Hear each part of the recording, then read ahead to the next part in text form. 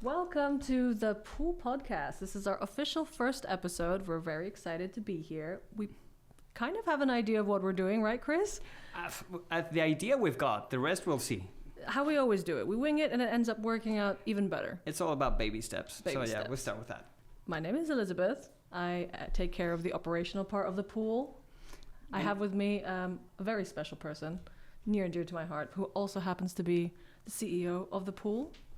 Thank you. I'm Christian. I'm the CEO of the pool. Behind quite a lot of things here right now that's been happening at the pool. And excited to launch this podcast to find another way to communicate what we're doing, how we're doing it, and when we're doing it.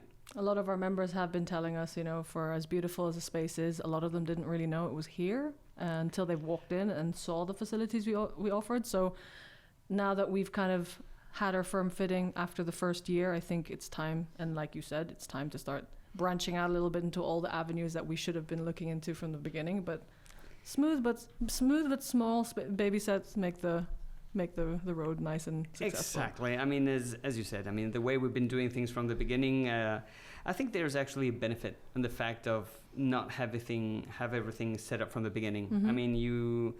We've had our 1 year to learn what we have, mm-hmm. How fortunate we've been, and to create the community that we created. Absolutely. And now we actually found maybe different venues or ways to actually, to make people understand the community that we have here. And at the same time, get them to be able to, we could be their platform. Absolutely. For them to communicate what they're actually doing and the people that we have here in Marbella. The feedback that most of the members have always given us, we've implemented quite a lot, and I think a lot of them seeing us listening to them has been a big factor in how this place has grown, slowly but surely. And me being here, shortly after you had your soft opening, just before the hard launch, I was very, very grateful to see how everything sort of was coming together and how it has come together, and it's still now constantly improving with the team that we have. We've got Artem over here doing our tech. You can't see him, but he's there working away. We've got the amazing Alfredo here giving us guidance as much as we need it when we probably don't want to hear it, but he gives it to us anyway. And the poor thing is dealing with the ingredients that you have, Alfredo. It is what it is. So, yeah. Ingredients being us. And we have the wonderful Natalia over there as well, working hard to keep us everything in check while we're here in the room hiding away and doing the podcast. So everything wouldn't work with the elements that we've got, I think. And the thing is that, who would have said at the beginning then for starters, our first interview was supposed to be 30 minutes, and we ended up talking just under 2.5 hours. 2.5 hours, exactly. Until I remember you had to get called out because you had left people waiting. So exactly. And for the people listening, don't worry, we're not gonna wing this for 2.5 hours. Don't worry, we're not gonna take so much of your time. But I think it's interesting. At the end of the day, what we always stand for is it's all about people. The community. Who would have said that when we even were doing that interview back in the day, that you'll be sitting here doing a podcast, and that Artem will be sitting on this side actually making sure the podcast actually happens. That's the beauty of it. We've got the right people. Now it's just a matter of seeing what we can create with the things that we have, mainly being the community, of course. We've definitely adapted along the way, and the community have helped us through that. We've maybe you guys had an idea of what this place was supposed to be, but how much has it changed from then to now, right? The funny thing is that as soon as you set up to launch something, you've got a vision what it's going to be. But the thing is that you think it's crystal clear that everybody has the same vision, but right. It's not really true. Right. But I would say that we've managed to galvanize what the essence of each one of the founders had. And I think we've done it very, very well. So then maybe linking to what the future looks like for the pool, or even the means of this podcast, what the reason of it being is to be able to communicate what we're doing. I think we've been quite successful in doing a lot of things. We've created verticals, we've done a lot of events, we've created this amazing community. We've created great corporate retreats for big companies around Europe, and how they found us is happily down to our founders and our network, and that's what the pool is all about, right? Exactly. A place for networking, a place where people could get together, meet others, just have a sort of a base to be creative, talk business, and enjoy being where you're at as well. Exactly. And at the same time, so many people don't know. I mean, my one of my visions is obviously to show people and to surprise them with the community that we have in Marbella. No, we're not talking just purely about the pool, but I mean this new version or this new wing of Marbella that nobody knew, and then it's there. So that's kind of the mission. That's why part of what we're doing this podcast, and to present what we're doing. I think we've done amazing things. Maybe we could have communicated them more.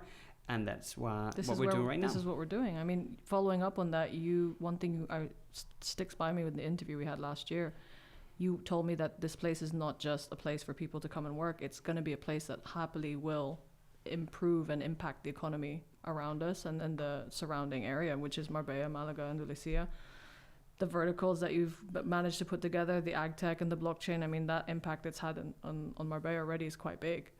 Not to mention some of the events that were coming up next week. I mean, next Wednesday, Wednesday the 25th at 5 p.m. We've got Marbella, which is with the Economic Forum of Marbella, as well as the Ayuntamiento de Marbella, launching courses for free for Marbella residents that are going to be wanting to implement AI courses to help them get jobs, whether it's people who are just finishing school or still studying, or people who are already in the workforce that might need these skills to help get them a better position or in a better job that they might normally work in, you know. For me, this event has got a special meaning. Mainly because, first of all, it's the town hall who approached us to do it here. Mm-hmm. Why? Because they see that we've got a certain community, we've got these values, and that we've managed to galvanize that community. And secondly, I think it is actually a proof that the fact that Marbella is actually betting on this new 2.0 wing to itself. Mm-hmm. Exactly, because I mean they're going to be training people into using all these AI engines. Mm-hmm. Why? For the fact that you can bring companies here and they've got this pool of talent that they can just okay, these people are already trained in this, and that is really attractive as a company who's relocating to Spain in general, to a new country, and in this case Marbella, that talent is one of the things that you purely need to set up either your startup or an experienced company. So that is something that I think the town hall is doing very, very smart. Not to mention that they're also going to be assisting with the accommodation side of it. I mean, that's a very big thing that everyone who lives in Marbella knows about. It's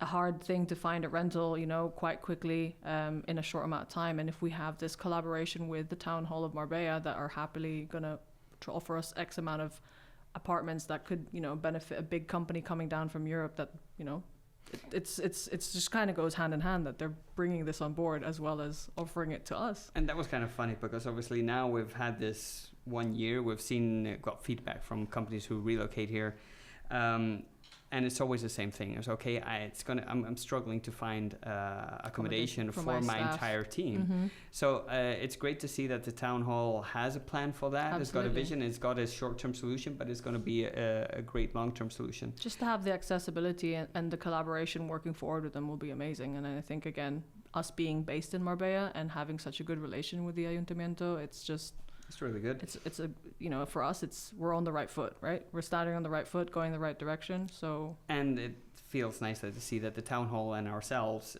we've got the same vision. So that's really motivating. Yeah, them approaching us just shows that they recognize that we're kind of building the same kind of foundations here in Marbella, which is important. Exactly. So for anyone who's listening that hasn't already signed up, we have the event on our website that you can RSVP. It's thepool.es/events, and you'll see Marbella.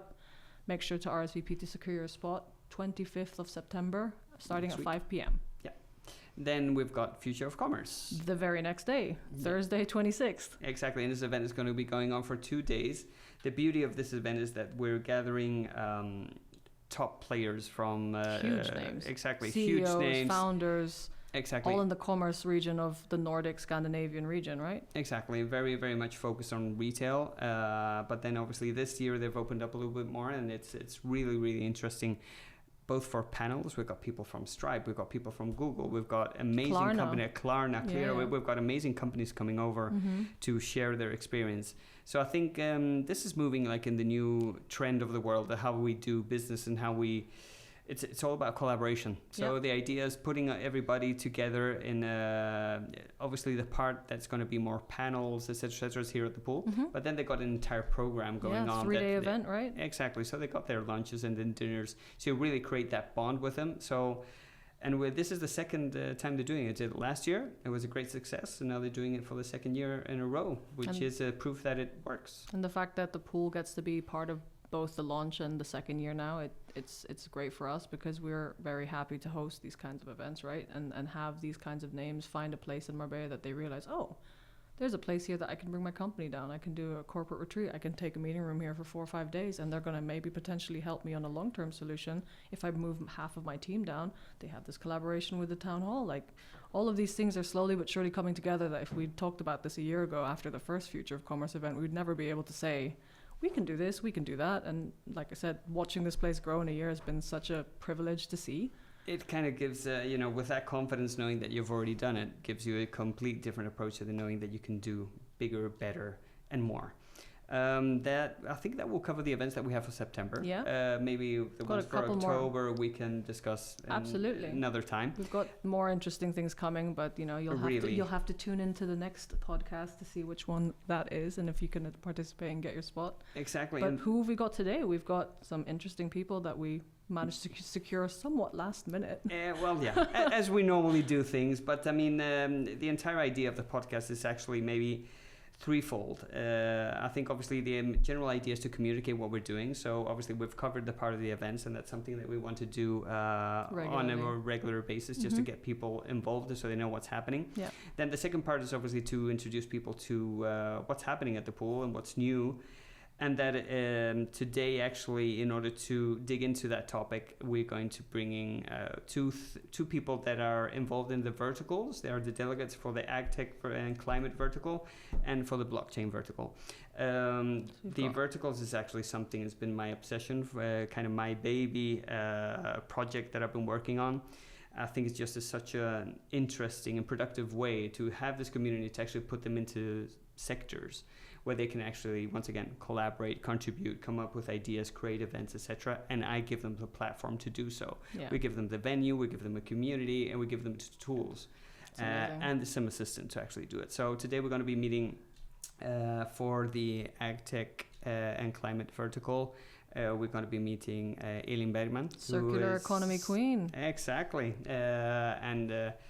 She's amazing, the drive she has, and it's going to be really, really cool to have the chance to get down to talk to her, and especially for you guys to learn more about her. And then we've got Vicente Ortiz, who's really heavy hitter. And it's created himself quite a big name within the blockchain industry. So that's going to be the second part. So we've got the events part, which we've covered already. Then we're going to be having every time we have a podcast, we're going to be doing the part for the verticals snippet. Or what's new. Mm-hmm. And then we've got the third part, which is to meet the community. Today, I think we have one of the members that joined quite recently, Amit Grinvald, and I guess he'll share with us his experience of the pool so far, which is, again, something that I think was missing. We've been trying our best to put what we believe we are out there online, but it's so hard to translate.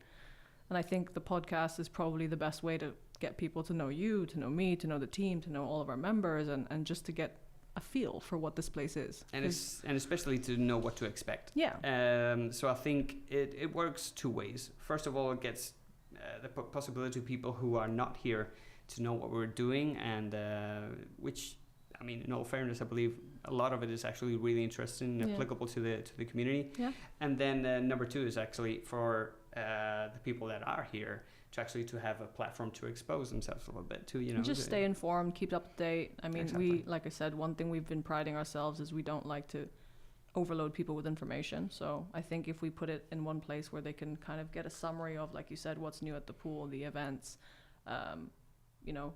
anything that we can maybe discuss in that time and frame, depending on, maybe we have more events that particular month, we'll talk about that, or maybe we'll have some new things like the terrace furniture, for example, finally coming down and being another spot where all of our members and our guests and our day passers can come and enjoy. That's going to be really exciting. I mean, we've had those 400 square meters out there waiting to be used and for people to enjoy them. Yeah. People are using it without any furniture. So can you imagine how it's going to look like when... It's going to be so much fun. It's going to be great. And then, but then what you were mentioning, in order to keep it short, let's maybe meet the first person that we're going to be introducing today, which is Elin. Let's bring her in. Yeah, we'll bring her in.